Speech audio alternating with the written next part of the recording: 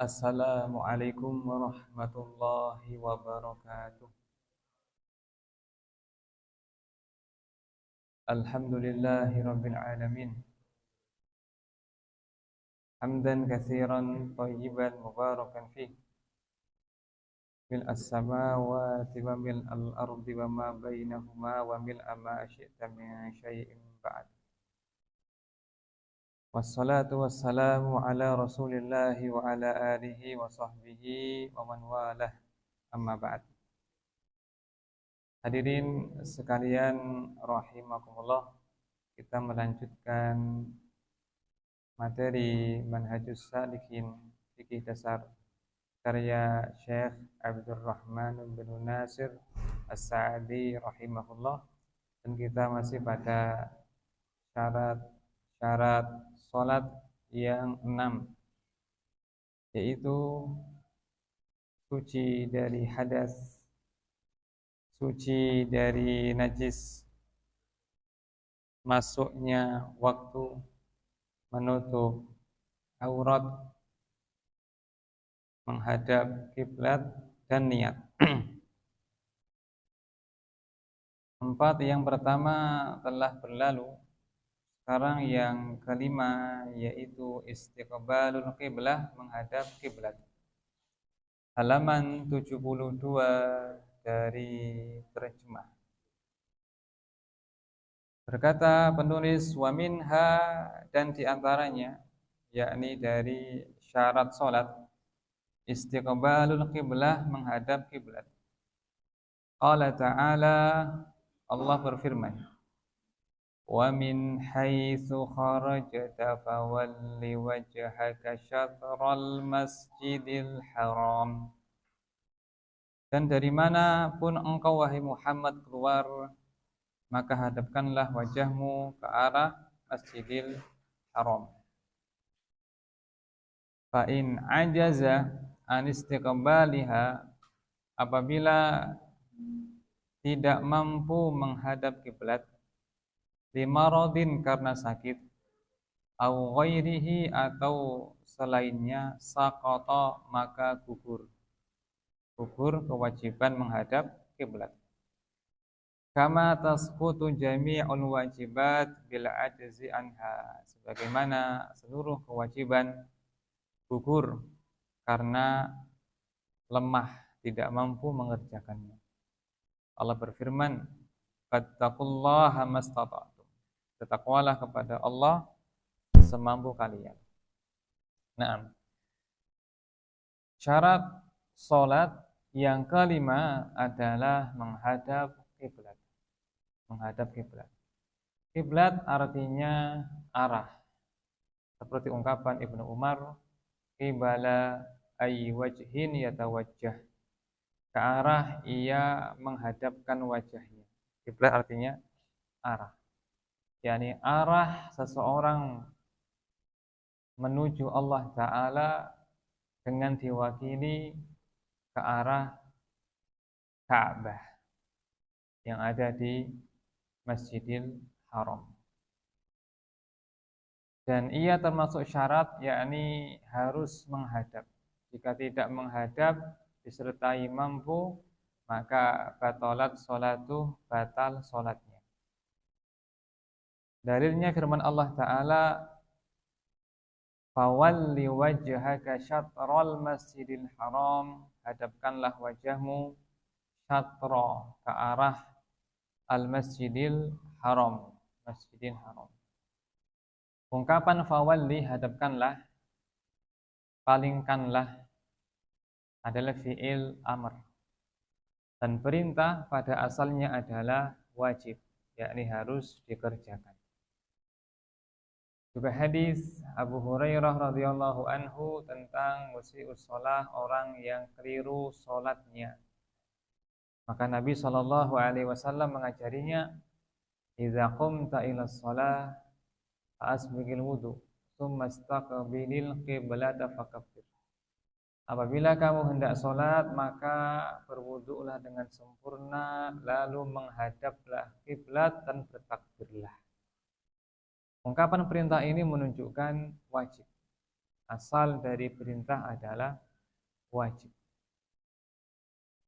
Kemudian apabila ia tidak mampu menghadap kiblat karena ajiz, lemah atau sakit, maka dimaafkan. Dia boleh menghadap kemanapun, maka sah sholatnya. Mana dalilnya? Dalilnya adalah firman Allah Subhanahu wa ta'ala, fa in khiftum farijalan aw rukbana. Apabila kalian takut atau khawatir, maka sholatlah dengan berjalan maupun berkendara. Yakni tentang sholat khauf, sholat karena takut dalam peperangan, dan juga berlaku pada semua kondisi seseorang khawatir karena penyakit yang dideritanya atau karena yang lainnya. Berkata Ibnu Umar radhiyallahu anhuma mengomentari ayat ini, ay mustaqbilil qiblata aw ghairi mustaqbiliha. Maksudnya dengan menghadap kiblat atau tidak menghadap kiblat, sah salatnya. Karena adanya uzur, yaitu khauf, takut umpamanya.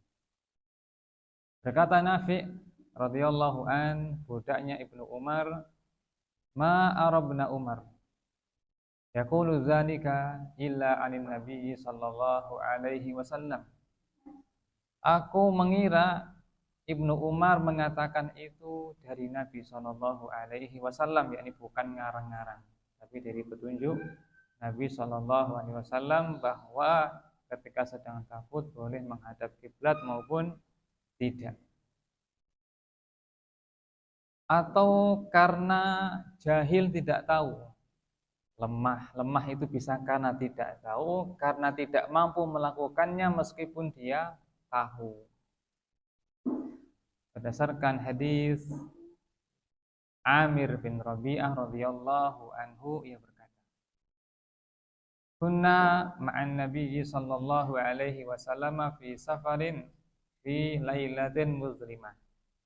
Kami pernah safar bersama Nabi sallallahu alaihi wasallam di malam yang sangat gelap. Hatta la nadri ainal qiblah, hingga kami tidak tahu di mana kiblat. Fa shalla kullu rajulin minna ala hiyali, maka masing-masing dari kami salatnya sesuai dengan arahnya. Falamma asbahna zakarna dzalika lin nabiy sallallahu alaihi wasallam. Di pagi hari kami sampaikan itu kepada Nabi sallallahu alaihi wasallam. Fanazal, maka turun ayat, fa aina ma tuwallu fasamma wajhullah. Dimanapun kamu menghadap, maka di sana ada wajah Allah. yakni terkait dengan kondisi tidak mampu, baik karena jahil maupun karena sakit maupun uzur yang lainnya, maka sah sholatnya tanpa menghadap kiblat. Atau karena sholat sunnah di kendaraan pada saat safar. Kata Ibnu Umar, nanti di hadis berikutnya ya, kita pending dulu. Kemudian maka orang yang sedang sakit keras sehingga ia tidak mampu untuk berdiri, tidak mampu untuk menghadap kiblat, maka ia sholat dengan cara apapun yang ia mampu. Ketika ia itu menghadap bukan ke arah kiblat dan tidak mampu untuk dihadapkan ke kiblat, maka dia langsung sholat dengan kondisi semacam baik. Kiblat itu memiliki nilai yang besar dalam agama Islam. Anas bin Malik radhiyallahu anhu berkata, Nabi sallallahu alaihi wasallam bersabda dalam hadis Bukhari, "Man shalla salatana wastaqbala qiblatana wa akala dhabihatana fadzalikal muslim." Siapa yang salat seperti kami, menghadap kiblat dan memakan sesembelihan kami, maka dia seorang muslim. Lahu zimmatullahi wa zimmatu rasulih. Ia mendapatkan jaminan dari Allah dan Rasulnya. Fala takhfirullaha fi zimmatih. Maka kalian jangan mengganggu jaminan Allah pada dirinya. Artinya, yakni diharamkan darahnya, diharamkan hartanya, diharamkan kehormatannya, dan sempurna keislamannya. Di antara sebabnya karena dia adalah mengerjakan sholat, dan di antara pokok dari sholat yang paling utama adalah menghadap kiblat. Nabi Shallallahu Alaihi Wasallam bersabda dalam hadis Anas bin Malik, "Umirtu an uqatilan nas hatta yaqulu la ilaha illallah. Fa idza qaluha wa sallu salatana wastaqbalu qiblatana wa akalu dhabihatana fadzalikal muslim." Aku diperintah oleh Allah untuk memerangi manusia hingga mereka mengucapkan la ilaha illallah. Setelah mereka mengucapkannya dan juga mengerjakan sholat dan juga menghadap kiblat, maka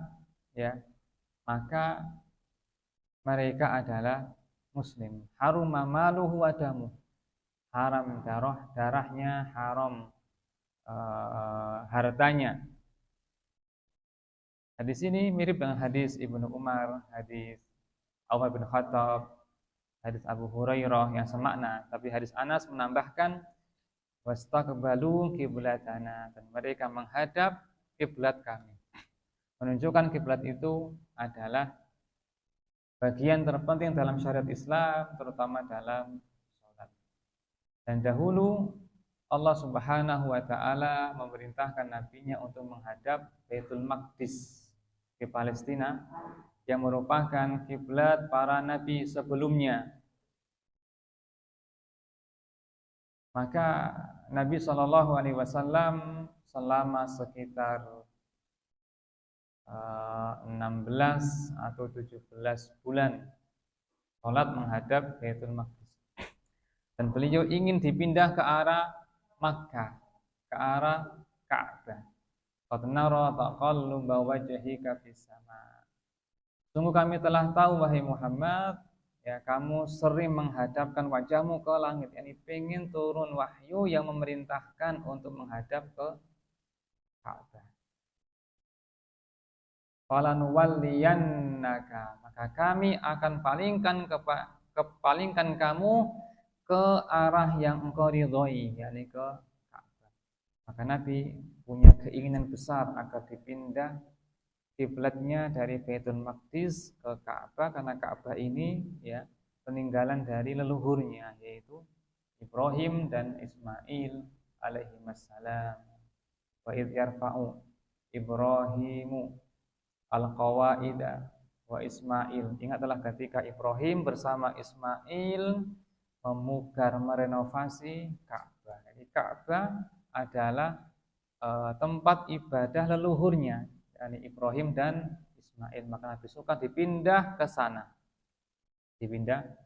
Dan kiblat ini atau Ka'bah ini atau Mekah ini adalah pusat bumi menurut para sahabat Nabi dengan sanad yang sahih. Ada isyarat demikian. Dan Quran juga demikian mengisyaratkan. Ya, umpamanya Allah berfirman, wa kadzalika ja'alnakum ummatan wasata. Demikianlah kami jadikan kalian sebagai umat pertengahan. Kata Al-Qurtubi maksudnya adalah sebagaimana kami menjadikan Makkah sebagai pertengahan bumi, kami jadikan kamu sebagai pertengahan umat manusia. Umat manusia. Maka ia memiliki kondisi yang inti dalam agama kita. Dalam hadis disebutkan seandainya Baitul Ma'mur yang ada di langit jatuh, maka akan menimpa Ka'bah. Ini menunjukkan bumi itu diam dan ia segaris Ka'bah segaris dengan Ka'bah yang ada di langit, yaitu Baitul Ma'mur atau Baitul Izzah. Kemudian jika sholat sunnah ketika safar, maka boleh tidak menghadap kiblat. Berkata penulis, wa kana an-nabiyyu sallallahu alaihi wasallam yusalli fi safarin nafilata ala rahilatihi haitsu tawajjahat bi. Nabi sallallahu alaihi wasallam salat di dalam safar dari salat sunnah di atas kendaraannya kemanapun kendaraan tersebut menghadap. Muttafaqun alaih. Dalam sebuah hadis, ghairu annahu la yusallil maktubah. Hanya saja beliau tidak sholat fardu di atasnya. Dalam hadis Ibnu Umar radhiyallahu anhuma, dia berkata, kana Rasulullah sallallahu alaihi wasallam yusabbihu ala rahilatihi qibala ay wajhin yatawajjah. Rasulullah sallallahu alaihi wasallam salat sunnah di atas kendaraannya kemana kendaraannya itu berjalan. Wa yutiru alaiha, beliau juga witir di atasnya. Ghairu annahu la yusalli alaiha al-maktubah, hanya saja beliau tidak salat fardu di atasnya. Gimana penjelasannya? Oleh hadis Jabir. Fa iza aradal fariidhah nazal, kata Jabir. Jika beliau hendak salat fardu, turun dulu. Ya kan? Menghadap kiblat terus salat demikian. Yakni kalau fardu beliau turun menghadap kiblat. Kalau salat sunnah maka beliau tidak menghadap kiblat sebagai bentuk keringanan, sebagaimana orang sholat sunnah sambil duduk padahal dia sehat, tidak ada uzur, maka boleh. Tapi pahalanya separuh dari sholat sambil berdiri. Kemudian ini kasusnya kendaraan di zaman Nabi yang berupa binatang. Kalau zaman sekarang kendaraannya kan seperti bus, pesawat, kereta, kapal yang tidak memungkinkan untuk kita turun atau menghadapkannya ke arah kiblat. Tentulah meskipun sholat fardu, maka boleh menghadap manapun yang kendaraan itu menghadap jika kita tidak mampu untuk menghadap kiblat. Entah tidak ada arah kiblatnya dari panduan atau memang tempatnya sempit, nggak mampu. Tapi ketika mampu maka ia menghadap kiblat dulu. Setelah itu dia menyempurnakan sholatnya. Contoh kasus yang tidak memungkinkan di pesawat dan sudah pakai sabuk pengaman. Tentulah ia bertakbir ke arah manapun pesawat ini mengarah. Demikian. Tapi kalau menggunakan kendaraan pribadi, tentulah ketika sholat fardu dia bisa turun dulu dan sholat fardu menghadap ke arah kiblat. Demikian. Allahu a'lam. Kemudian syarat yang keenam, yang terakhir, yaitu an-niyah. Niyah artinya al-qasdu, sengaja. Berkata penulis, wa min syurutiha an-niyah, di antara syarat salat adalah an-niyah, yaitu niat.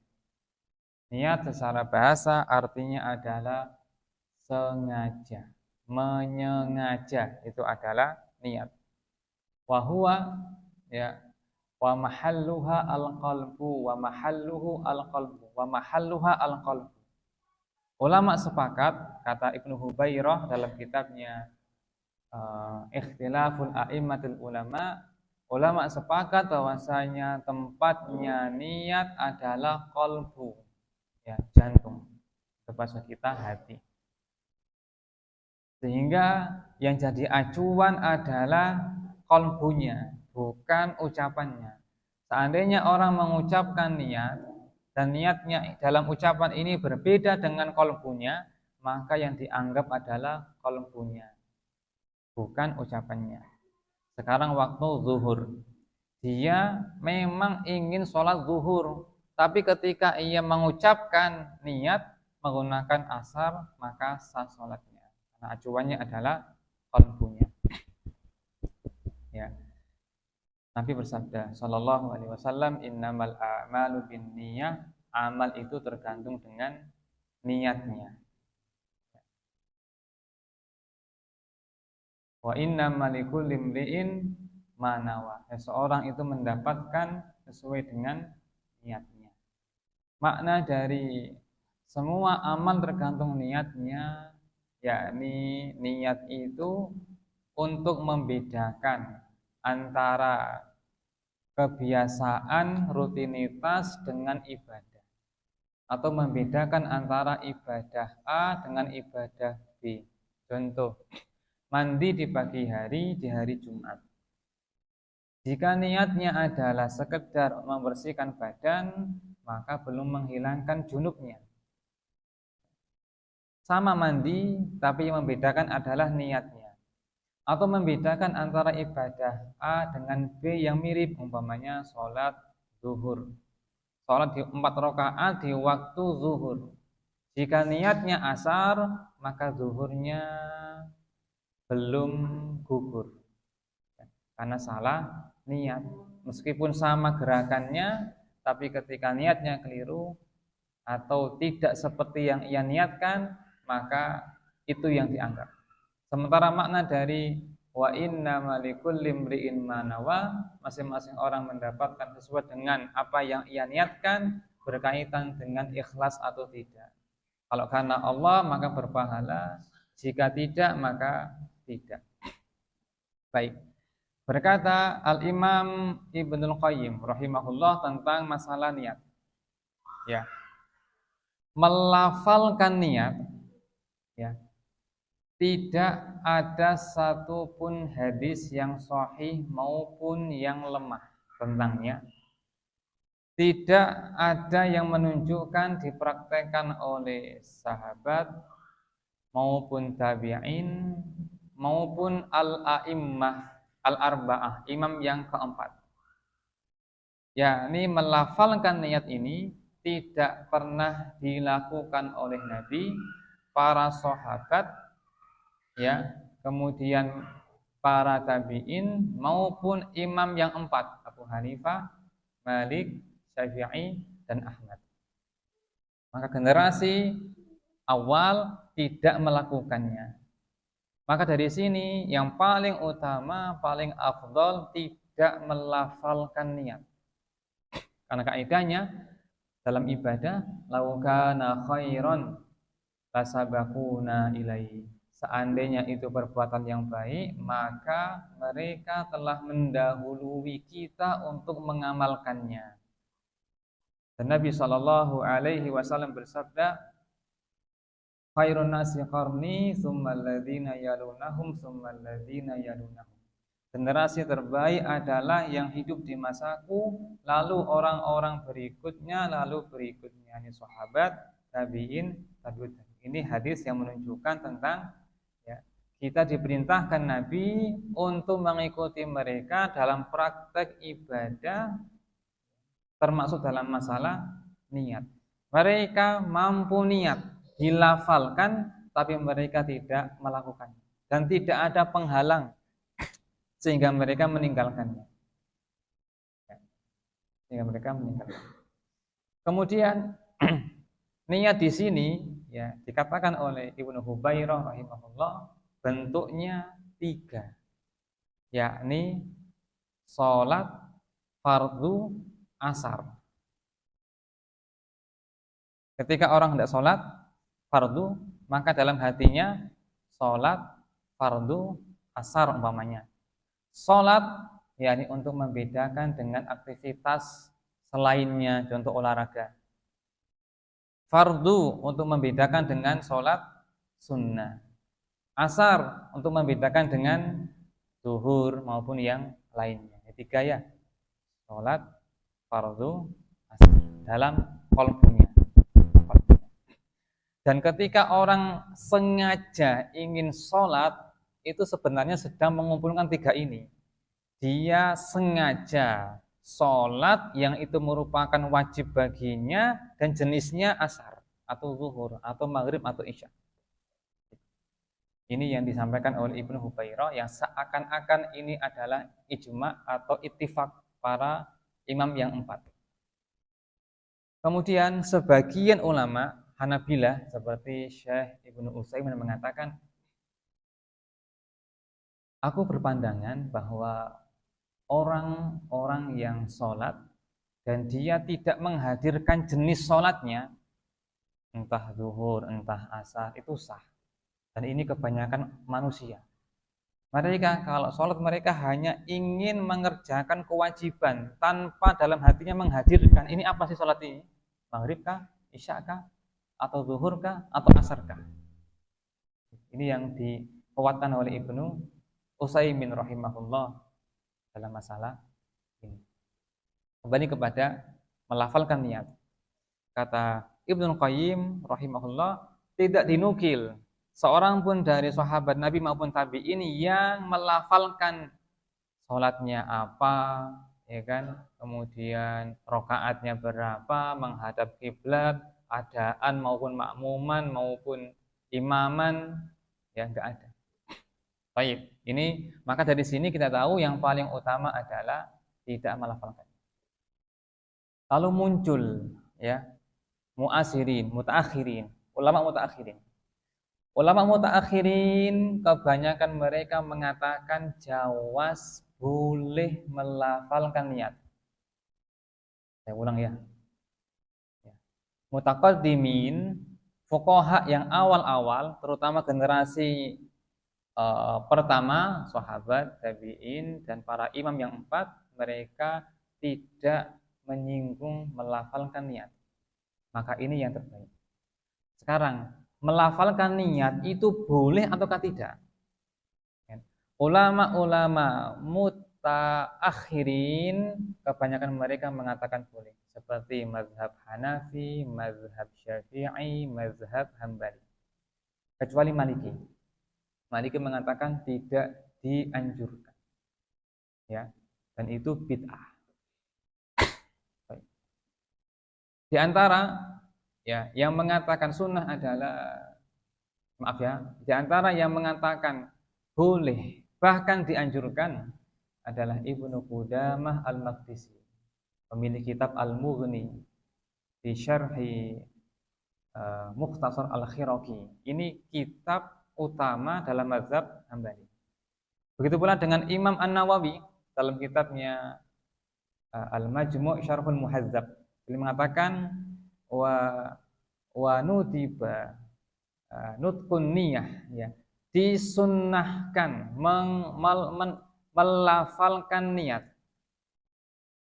Melafalkan niat. Ini pendapatnya Pak Anas. Dan juga didukung oleh para ulama Syafi'iyah seperti Ibnu Hajar Al-Haytami, kemudian Ar-Ramli, Al-Khatib Asy-Syirbini, dan lain sebagainya. Maka kita bagaimana dalam menyikapinya? Pada dasarnya kita tidak perlu melafalkan niat. Tapi bagi orang tertentu yang dia itu kena waswas, umpamanya jin, orang yang kena waswas gangguan jin, itu kadang dia berat waswasnya. Maka waswas ini dihilangkan dengan ia melafalkannya, agar semakin yakin kalau ia sudah berniat sesuai dengan ucapannya. Ada sebuah cerita di mana seseorang kena gangguan jin, ya. Dia itu kalau takbir mengulanginya sampai 50 kali. Allahu Akbar. Gagal. Allahu Akbar. Sampai 50 kali. Diruqyah oleh teman saya, jadi diskon 15 kali. Diruqyah lagi jadi 7 kali. Ya, ini kadang sebagian orang itu dia terkena was-was berat hingga dia perlu untuk melafalkan niat. Adapun yang tidak punya hajat, maka tak perlu mengucapkan. Seandainya mengucapkan, kita katakan itu mubah karena ulama mengatakan boleh, bahkan Nawawi mengatakan disunahkan, dan juga Ibnu Qudamah. Ya, Allahu a'lam. Kemudian tambahan lagi. Syarat yang keenam adalah niat, sementara syarat itu adalah unsur luar dari sholat. Beda dengan ungkapan rukun, unsur dalam sholat. Dan ini sebenarnya adalah khilaf di antara para fuqaha. Mereka sepakat tanpa niat tidak sah. Tapi kapan niat dihadirkan? Gitu kan? Imam Malik dan Imam Syafi'i berpandangan niat itu dihadirkan ketika mengawali sholat, yaitu ketika takbir. Maka saat takbir dia niat Allah. Ketika bilang Allah, dalam pikirannya ya sholat fardu asar umpamanya. Ya, ini siapa ini? Malik, Syafi'i. Adapun Abu Hanifah dan Ahmad bin Hanbal berpandangan dia syarat bukan rukun. Maka dia dihadirkan sebelum sholat, dan yang paling utama dihadirkan qubail, sesaat sebelum salam, sebelum sholat. Yakni ketika berdiri hendak sholat jenengan tata niat. Ini pengen apa nih?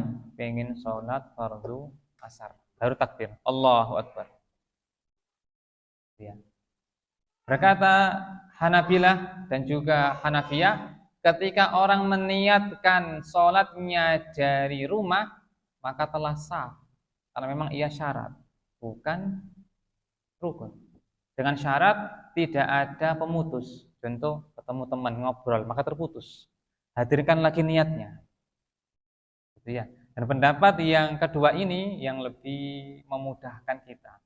Ya, pendapat yang mengatakan niat itu adalah syarat bukan rukun, sehingga dihadirkan di luar sholat, sebelum sholat. Adapun ketika takbir dia fokus kepada kebesaran Allah Ta'ala, zat yang ia sembah, Allahu Akbar, Allah yang paling besar. Nah, demikian. Allahu a'lam. Sudah isya Pak Win? Belum? Allahu a'lam. Berikutnya tentang tempat yang dilarang dalam sholat. Ini penyempurna. Berkata penulis dalam halaman 74, wa tasihhu sholatu fi kulli mawdi'in. Dan sholat sah dilaksanakan di segala tempat. Illa kecuali satu, di mahallin najisin, di tempat yang najis, gak sah. Dua, au maghsubin, atau di tempat rampasan, yakni diperoleh dengan jalan yang tidak halal, gak sah. Yang ketiga, au fi maqbaratin, atau di kuburan, tidak sah. Yang keempat, au hammam, atau tempat pemandian, tidak sah. Yang kelima, au aqani ibilin, atau kandang onta, tidak sah. Wa fi Sunan Tirmidzi marfu'an. Dalam Sunan Tirmidzi marfu'. Marfu' artinya ucapan Nabi sallallahu alaihi wasallam. Perbandingannya adalah mauquf sama maqtu'. Marfu' ucapan Nabi, mauquf ucapan sahabat, maqtu' ucapan tabi'in. Dalam Sunan Tirmidzi marfu', yakni ucapan Nabi, yakni menyingkat kalimat dengan kata marfu', gitu ya. Al-ardu kulluha masjidun illal maqbarata wal hammam. Bumi seluruhnya masjid, yakni boleh mengerjakan sholat di sana. Illal maqbarata wal hammam, kecuali kuburan dan pemandian. Salat sah dilaksanakan di tempat manapun. Nabi Shallallahu Alaihi Wasallam bersabda, "Utitu khamsan lam yu'tahunna nabiyyun min qabli." Aku diberi oleh Allah 5 hal yang tidak diberikan kepada seorang pun dari nabi sebelumku. Antaranya adalah wa ju'ilat liyal ardu masjidan wa tahura. Jadikan untukku bumi sebagai masjid tempat sholat dan juga suci, yakni untuk bertayamum. Fa ayyuma rajulin adrakatahus sholatu falyusalli. Maka dimanapun seseorang tiba waktu sholat, silakan dia sholat di tempat tersebut. Yang menunjukkan bahwasanya dimanapun boleh, berbeda dengan agama sebelumnya, Yahudi, Nasoro, ya, umatnya Nabi Musa, Nabi Isa, mereka sholatnya harus di tempat yang khusus. Kalau kita tidak, manapun bisa menjadi tempat sholat. Ya. Berkata Abu Sa'id kepada seorang pengembala kambing, "Aku lihat kamu suka mengembala kambing. Jika tiba waktu sholat, maka kamu azanlah, keraskan azanmu, karena tidaklah yang mendengar azanmu kecuali ya, meskipun dari manusia, dari pohon, dari jin, dari batu, kecuali yang akan bersaksi atasmu pada hari kiamat." Artinya sholat dimanapun, meskipun di sawah, meskipun di gunung, meskipun di mana ketika ia mengembala, sah sholatnya. Kecuali di tempat yang dikecualikan, ada 5 di sini ya. 1, fi mahallin najisin, di tempat yang najis. Karena di antara syarat sah sholat yang nomor 2 apa? Suci dari najis, baik pada badannya, pakaiannya, tempatnya. Apa bedanya suci dari hadas dengan suci dari najis? Kalau hadas itu nggak ada bentuknya, ya, dia dibersihkan dengan cara mandi atau berwudu atau bertayamum. Tapi kalau suci dari najis maka dibersihkan, baik pada nempel pada badannya, pada pakaiannya, pada tempatnya. Maka tempat yang najis tidak boleh dijadikan sebagai tempat sholat. Ketika seorang Arab Badui kencing di masjid, maka Nabi mengatakan, ya, ahriku alaihil ma, tuangkan air kepadanya agar tempatnya suci. Itu kan menunjukkan bahwasanya tempat sholat harus suci. Yang kedua, au maghsubin atau ghasab. Ghasab. Ghasab itu mirip dengan masruk, ya, curian. Ghasab itu mirip dengan, ya, curian. Contoh ghasab. Ya, ghasab. Ambil sandalnya orang untuk berwudu. Ini ghasab. Dikatakan mencuri tidak, karena dia nanti mengembalikan. Maka ghasab itu bisa diartikan minjam tanpa izin, memakai haknya orang lain tanpa izin. Termasuk pula ini di sini ya diartikan rampasan. Maka dalam mazhab ini, mazhab Hambali yang juga dikuatkan oleh penulis buku, bahwa tidak sah sholat di tempat ghasab. Maka sholat di masjid yang yang dighasab tidak sah. Sholat di rumah yang hasil mencuri tidak sah. Konsekuensinya gitu. Ya. Jelas ya? Apakah ini ittifaq? Kesepakatan ulama? Tidak. Justru jumhur ulama berbeda. Jumhur ulama dari kalangan Hanafi, Maliki, Syafi'i mengatakan sah ma'al ism, disertai dosa. Sah sholatnya. Apa sebabnya? Karena itu faktor luar dari dari sholat. Yang disyaratkan adalah suci. Kapan dia suci tempatnya maka telah sah. Adapun ghasab itu kan urusan yang lain. Berdosa dia, tapi sah sholatnya. Ibaratnya di antara syarat sah sholat adalah menutup aurat. Kapan ia telah menutup auratnya dengan pakai kaos, ya, pakai sarung, maka sah sholatnya meskipun pakai jaket curian atau jaket gosok, gitu kan? Dan ini pendapat yang lebih kuat insya Allah, pendapatnya jumhur. Tapi penulis memilih pendapat bahwasanya tempat gosok itu sholatnya tidak sah, ya kan? Tidak sah. Yang ketiga, aufi makbaroh atau di pekuburan. Apa sebabnya? Apakah sebabnya? Maaf ya, apa hadisnya? Ini hadisnya ya, hadis yang tadi, al-ardu kulluha masjid.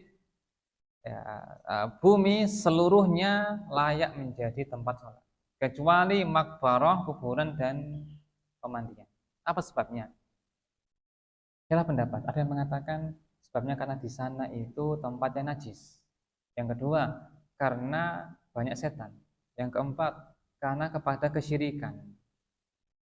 Yang lebih tepat adalah sebabnya karena preventif terhadap kesyirikan.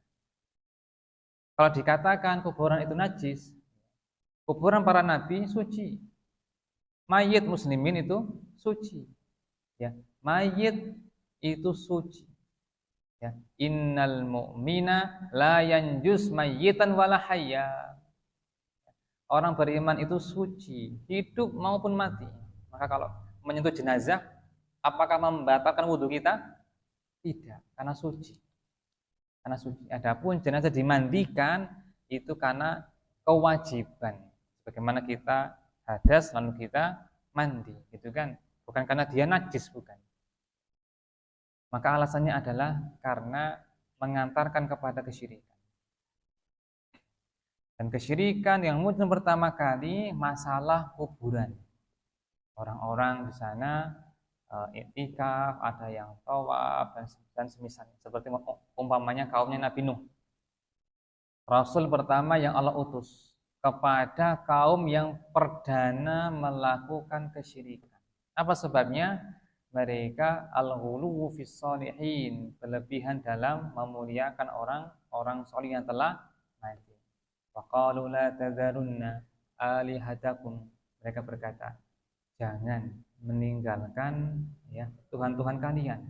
Wala tadharunna wadda wala suwa'a wala yahusa wa ya'uqa wa nasra. Jangan pula meninggalkan Wad, Suwa, Yahus, kemudian Ya'uq, Nasr. Kata Ibnu Abbas, ini adalah nama orang-orang solih dari kaumnya Nabi Nuh. Solih dua maknanya. Satu, beriman dan taat. Yang kedua, baik sosial. Itu solih dalam pandangan bahasa. Allahu a'lam apakah mereka itu orang beriman ataukah tidak. Yang jelas mereka itu diungkapkan dengan orang yang solih. Paling minimal mereka bagus sosialnya, dikultuskan oleh mereka, dan mereka pun tawaf di sana, kan, i'tikaf di sana, berdoa kepada Allah di sana, hingga muncul generasi yang berdoa meminta kepada patung-patung tersebut. Maka Nabi melarang sholat di pemakaman dan tidak sah. Tidak sah, ya. Yang sah itu sholat gaib di sana, itu sah. Adapun sholat fardu, isya, zuhur, maghrib di area pemakaman tidak sah, ya. Dan juga Nabi melarang sholat menghadap pemakaman. Wala tusallu alal qabri, jangan sholat menghadap pemakaman.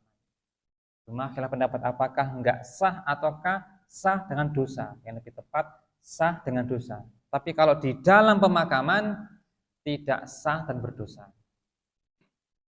Ya. Permasalahan, di mana hukumnya sholat di masjid yang ada di dalam pemakaman? Maka hukumnya tidak sah. Tidak sah. Pendapat yang kedua, sah jika yang pertama kali ada adalah masjid dan pemakaman ini datang belakangan. Pendapat yang kedua. Pendapat yang pertama mengatakan apa? Tidak sah, pakai keumuman tadi. Bahwasanya semua masjid, semua tempat layak menjadi masjid kecuali makbarah dan hammam, pemandian. Yang keempat, au hammam atau tempat pemandian. Zaman dahulu ya, karena belum ada apa namanya teknologi ya, mereka itu biasa punya area luas, di sana ada pemandian yang hangat airnya. Di sana orang-orang biasa mandi ya. Kadang kalau yang syar'i di sana itu tempat untuk laki khusus, perempuan khusus. Namanya tempat pemandian kadang ada najisnya. Ada najisnya. Atau bisa mengganggu orang sholat. Maka Nabi melarang sholat di tempat semacam ini. Adapun sah ataukah tidak, versinya penulis tidak sah sholat di sana. Meskipun khusyuk, meskipun tempatnya suci. Ya. Bagaimana jika pemandian terus sholat di musola di sana? Ya nampaknya musola ini terpisah sehingga tidak mengapa. Tidak mengapa sholat di musola yang ada di sana jika terpisah dari tempat pemandian. Yang kelima, au aqali ibilin atau kandang onta. Kandang onta. Nabi Shallallahu Alaihi Wasallam bersabda, "Sallu fi marabitil ghanam." Salatlah di kandang kambing. Ya. Wala tusallu ala mabarikil ibil. Jangan salat di kandang onta. Satu hadis mengatakan, aqani ibil, di kandang onta. Baik. Hadis ini menunjukkan satu, bahwasanya boleh sholat di kandang kambing. Gimana gambarannya? Orang Arab itu kalau mengembala kambing, kambingnya banyak, puluhan, 40, 100, 200. Kandangnya gimana? Besar. Ya, besar. Dan kotorannya kambing najis atau kasuci? Jamaah? Tahur ataukah najis? Khilaf pendapat. Jumhur mengatakan najis. Tapi Hanabila, Ahmad bin Hanbal mengatakan suci. Ini hadisnya.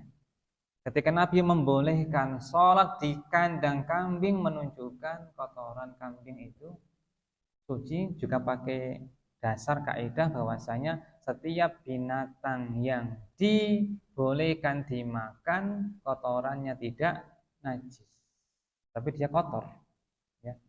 Di antara dalilnya adalah Nabi menyuruh orang-orang yang sakit karena demam Madinah untuk minum ya laban apa namanya laban apa namanya air kencing apa onta, ya kan, air kencing onta. Dan mustahil Nabi memerintahkan orang untuk minum benda najis, maka menunjukkan kotorannya binatang yang boleh dimakan itu suci, tidak najis.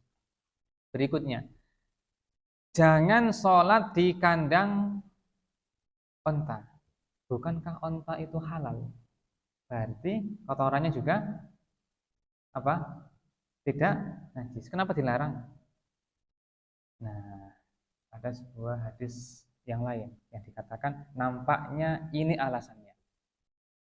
Li'annaha khuliqat minasyayatin. Karena onta itu diciptakan dari setan. Dari setan. Apa maksudnya setan? Maaf ya, onta diciptakan dari setan.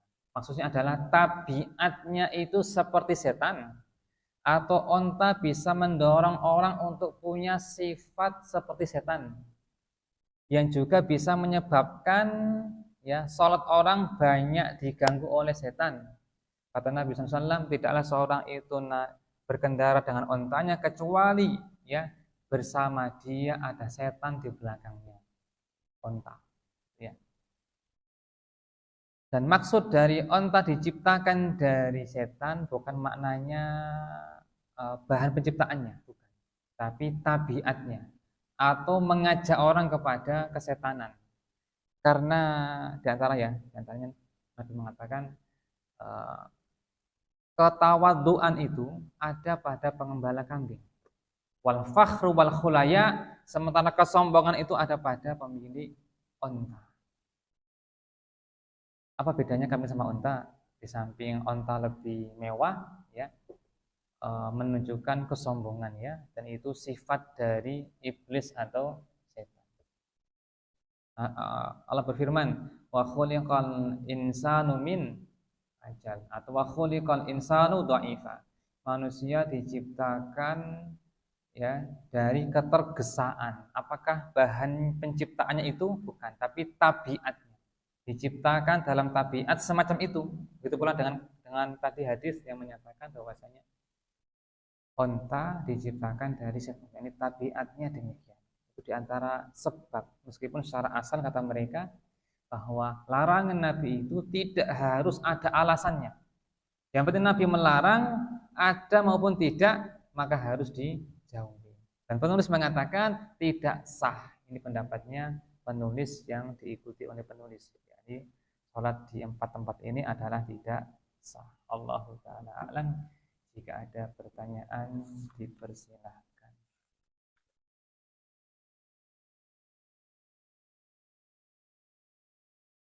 Oke. Assalamualaikum.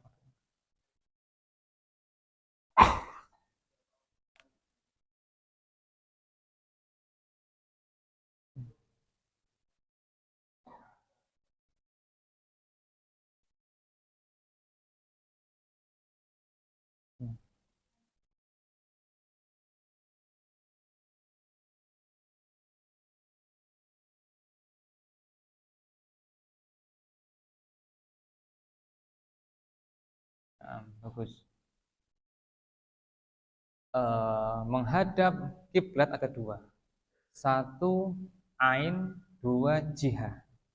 Ain artinya bendanya, yakni Ka'bah. 2 arahnya. Bagi yang melihat Ka'bah seperti orang umroh, maka wajib menghadap Ka'bah. Bagi yang tidak melihat, maka ke arah Ka'bah, ke arah kiblat. Kemudian Nabi bersabda sallallahu alaihi wasallam, bainal masyriqi wal maghribi kiblah. Antara timur dan barat adalah kiblat. Ketika orang sholat menghadap barat dikit, ke arah timur dikit, maka sudah dianggap kiblat. Ucapan ini Nabi ucapkan di Madinah, dan Madinah itu sebelah utara Ka'bah atau Mekah. Gambarannya, ya, ini nah, gambarannya ini Mekah, ya, ini Madinah, sini barat, sini timur. Antara ini dan ini adalah kiblat.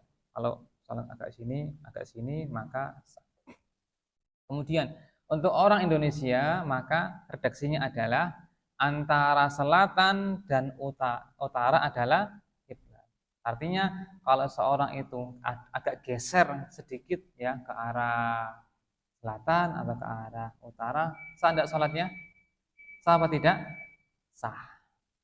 Tapi sekarang, ya, ada kompas yang bisa mengepaskan. Zaman dulu kan nggak ada. Bisa mengepaskan. Maka, ya, saya tidak tahu, ya, mana yang paling utama, ya, mengepaskan dengan kiblat yang memang sudah sehingga harus merubah arah masjid ataukah tidak, ya, karena perlu pertimbangan yang lain. Kalau sampai memugar masjid, tentulah ini mubazir, ya, bagi saya, ya, mungkin bagi yang lain mungkin tidak, ya, mubazir. Bagaimana jika nggak sampai memugar, sekedar garisnya saja? Ini saya tidak tahu, ya, mana yang lebih utama, apakah dipaksakan garisnya dipaskan kiblat ataukah mengikuti keringanan dari Nabi SAW antara timur dengan barat adalah, artinya keduanya boleh. Mau dipaskan dengan kiblat silahkan, mau apa adanya, ya, silahkan. Keduanya sah sebagai kiblat. Berikutnya apa tadi? Masalah merubah niat dalam sholat. Baik. Abu Bakar As-Siddiq radhiyallahu an pernah jadi imam sholat. Lalu beliau ketika diberitahu para sahabat Nabi, ya, Nabi Muhammad datang, ya, maka Abu Bakar merubah niatnya, bermakmum kepada Nabi Shallallahu Alaihi Wasallam. Sementara manusia bermakmum kepada Abu Bakar. Dari hadis ini ulama selisih pendapat. Pendapat A mengatakan merubah niat dalam sholat hukumnya boleh. Pendapat yang kedua mengatakan merubah niat tidak boleh. Allahu a'lam. Saya tidak tahu mana yang lebih kuat di antara keduanya. Nah, ada lagi jamaah. Oke. Hmm. Hmm. Nah, baca apa ini? Sami Allahu liman hamidah. Bacaan Sami Allahu liman hamidah, ulama terbagi dua pendapat. Pendapat jumhur mengatakan hukumnya sunnah. Pendapat Abu Hanifah, pendapat Malik, pendapat Syafi'i. Adapun Ahmad bin Hambal berpandangan wajib. Apa bedanya wajib dan rukun bagi Hanabilah? Meninggalkan rukun karena lupa, enggak sah salatnya. Meninggalkan wajib karena lupa, sah salatnya. Tapi sujud sahwi itu pun juga jika ingat ya, sujud sahwi. Ya. Kemudian berikutnya, bagi makmum apakah harus membaca Sami Allahu liman hamidah? Ulama khilaf pendapat. Nabi bersabda sallallahu alaihi wasallam, "Idza qala al-imamu sami Allahu liman hamidah faqulu rabbana walakal hamd." Apabila imam mengucapkan sami Allahu liman hamidah, maka ucapkanlah rabbana walakal hamd. Pendapat A mengatakan, ini pendapat ya, pendapat Syafi'i ya, dan yang lainnya. Hadis ini tidak menunjukkan tidak dianjurkannya membaca Sami Allahu liman hamidah bagi makmum, sehingga tetap dianggap disunnahkan. Pendapat yang kedua mengatakan ini dalil bahwasanya ya makmum tidak perlu membaca Sami Allahu liman hamidah, karena kan lafalnya apabila imam membaca Sami Allahu liman hamidah maka bacalah kalian wahai para makmum Rabbana walakal hamdu. Cuma Imam Ahmad punya dua riwayat. Riwayat pertama mengatakan baca, yang kedua mengatakan tidak baca.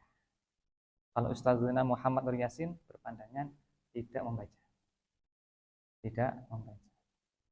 Urusannya agak longgar ya, karena jumhur mengatakan itu sunnah ya, bukan rukun. Sami Allahu liman hamid. Allahu a'lam. Lagi silakan.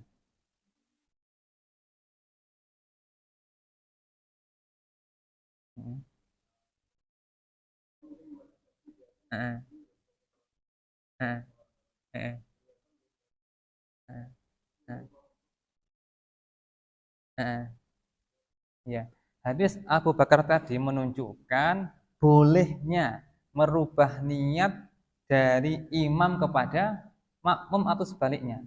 Nah, gitu ya.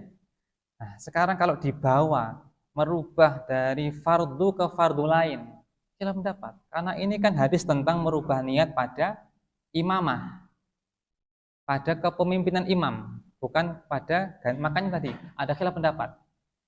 Pendapat A mengatakan boleh pakai kias ini, sebagaimana boleh merubah niat dari imam ke makmum, maka dari niat A ke niat sholat B boleh. Pendapat dua mengatakan tidak boleh, karena ini hadis hanya tentang masalah tadi ya, merubah niat dalam kepemimpinan sholat. Demikian. Maka ada khilaf di antara dua pendapat tadi. Allahu a'lam. Nah. Jadi itu banyak khilafiyah. Banyak khilafiyah, maka kita semakin legowo dan kita belajar agar berusaha mana sih yang paling kuat di antara itu ya, di antara hal tersebut semampu kita. Allahu taala alam. Kita akhiri, semoga bermanfaat. Allahumma shalli wa sallim ala nabiyyina Muhammadin wa ala alihi wa sahbihi ajmain. Subhanakallahumma wa bihamdika bihamdika asyhadu an la ilaha illa anta astaghfiruka wa atubu ilaik. Wassalamualaikum warahmatullahi wabarakatuh.